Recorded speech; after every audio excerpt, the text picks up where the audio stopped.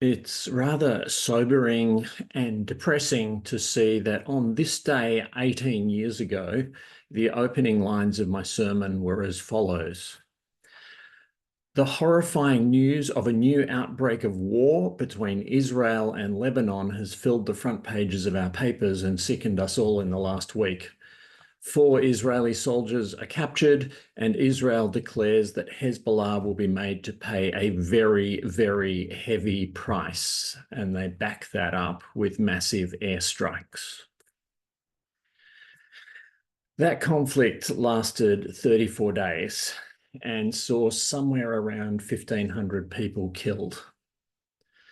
As horrifying as it was, it almost pales into insignificance now in comparison to the current conflict between Israel and Hamas in Gaza, which has now lasted more than 9 months and cost at least 40,000 lives. Both conflicts are part of a much longer series of outbreaks in a much longer conflict. The modern nation of Israel was born in trauma and continues to bear the deep scars of that trauma. The Palestinian people are also deeply traumatized. And both sides have continued to exacerbate those traumas by seeking peace only in the elimination or absolute suppression of the other. If ever there was a conflict that showed that no nation can have real peace or security as long as they are denying peace and justice to their neighbours, then this is it. No one is secure while their neighbours are seething with resentment. Most of the victims of this series of conflicts are ordinary men, women, and children who were not in any way responsible for the acts of aggression that sparked the flare-ups. But they are the ones who are sacrificed to satisfy the baying for blood that arises so readily when people are scared and passions are aroused. Where is God in all this? How is it that such horrendous conflicts can flare up again and again, and God seems powerless to do anything about it? Does Jesus offer any reason for hope in the face of these things? And what can we do? For us as followers of Jesus, attempts to make sense of where God might be in times of such violence and suffering are always going to begin with talking about the cross, the violent lynching and execution of Jesus. But often we run into a problem here, because often we have spoken about the death of Jesus in ways that suggest that it is quite unique, that it is a one-of-a-kind death, special and unlike any other. And if it's so unique, then it's going to be a bit hard to relate it to other deaths and suffering, isn't it? If it is unique, then by definition, it is not like others. But maybe we've got that wrong.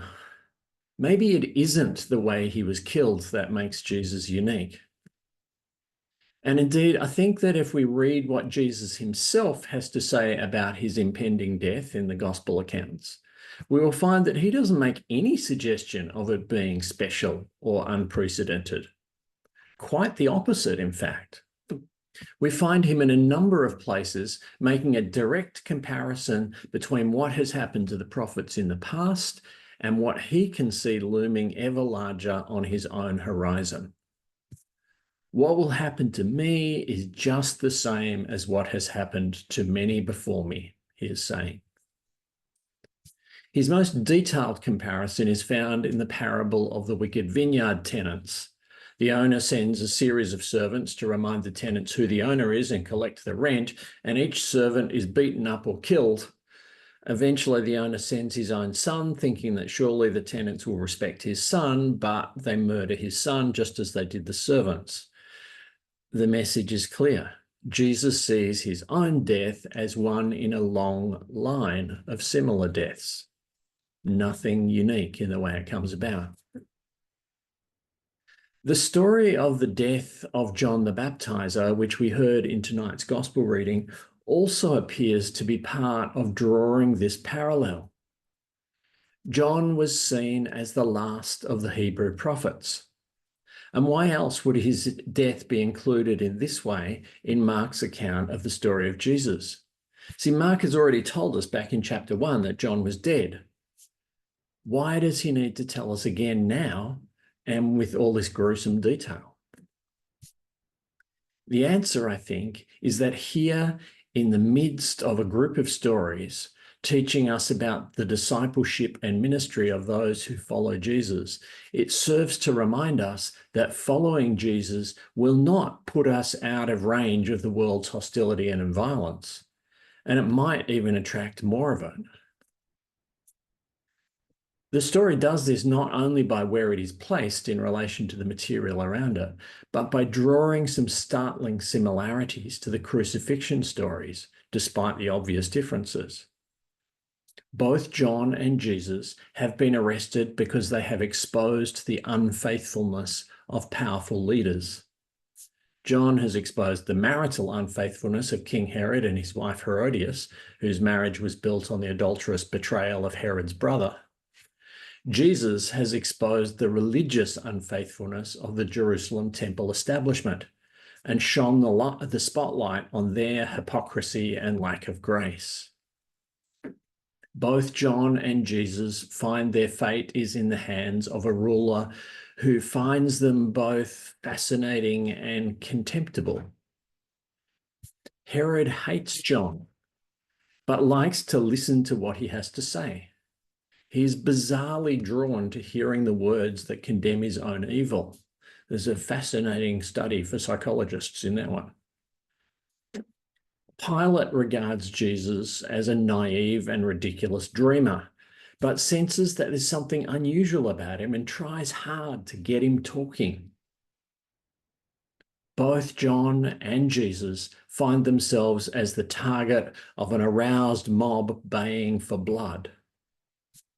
Herod's dinner guests, aroused but denied by the dancing of Salome, quickly redirect their arousal into a hunger for the grotesque spectacle of John's severed head on a platter. The crowd in Jerusalem, who had so recently waved palm branches and cheered for Jesus as he arrived in the city, quickly become an angry mob demanding his execution. And the executions of both John and Jesus are authorized by the only leader with the power to do so. But leaders who initially want to spare their lives but find themselves unable to stand against the bloodlust of the inflamed mob. So there are startling parallels all over the place, and Mark uses this story to make a similar point to the parable of the wicked tenants in the vineyard. The death of Jesus is of the same type as a long line of deaths, the most recent of which was the death of John. The things that are unique about Jesus are not to do with how he came to be killed. That story is all too familiar. And while Mark has picked up the similarity to the deaths of previous prophets, the door that he has opened allows us to go through and explore the similarities to other victims of violence and death too. And when we do that, we quickly find that the links go off in all directions, both comforting and discomforting. We find that the death of Jesus is indeed of the same type as the deaths of many innocent Palestinian and Israeli people in the current conflict. On each side, there are victims of the enraged mob on the other side, and of the decisions of leaders who do not have the courage to stand against the mob's demand to sacrifice innocent lives for the satisfaction of the wounded honor of the mob. Once we start drawing these lines and making these connections, we begin to see that they go all over the place. We find that the presence of traumatized and impoverished people seeking asylum in our country shines a spotlight on our greed and selfishness. And we find our own people easily becoming a frenzied mob and calling for these innocent victims to be sacrificed to re-establish our comfortable sense of who we are and what is ours. So we see that the casting out of Jesus is of the same type as Australia's casting out of asylum seekers, or Australia's casting out of its own Indigenous peoples. Or bring it even closer to home. Bring it right into the life of our own congregation, our own relationships with one another, of ourselves. I know myself how easy it can be to start looking for a victim to scapegoat and sacrifice whenever I'm feeling uncertain about myself and under threat of failing and falling on my face. If I feel anxious and guilty about my struggle to live up to some of our covenant commitments, I find a reflex welling up inside of me to take it out on somebody else. I find myself wanting to attack someone who has failed more obviously than me, thus taking out my anger at myself on them. Or I find myself wanting to attack someone who I think has probably done it all much more reliably than me, and I start resenting them and bringing them down in my own mind, and if I'm not careful, in public, for having done it in the wrong spirit or with the wrong motives. And at this point, I find that the axis of evil that spills out in the bombs flying back and forth between Palestine and Israel also runs right through the middle of my own heart, so strongly that if there was nothing to stop it, I would find myself inciting a mob and baying for blood. And at that moment, I am struck with the awful truth that the victimization of Jesus is of the same type as the victimization of those who I target as my scapegoats. Where are we to find hope in all of this? Is there a way out of this quagmire of scapegoating and violence and death? Yes.